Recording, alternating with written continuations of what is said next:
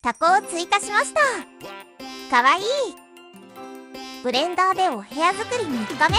今回は壁の装飾を増やしていく。ブレンダーで作業してる時ってかなり時間がかかるから、アニメとかドラマとか流しながら作業してるんだけど、気になってる作品を流すとそっちが気になって作業止まりがち。子供向けのアニメ映画とか試してみたけど、アンパンマンとかしんちゃんとか普通にめちゃめちゃ面白くて、気がついたら作業する手が止まっちゃってる。今回はここまで。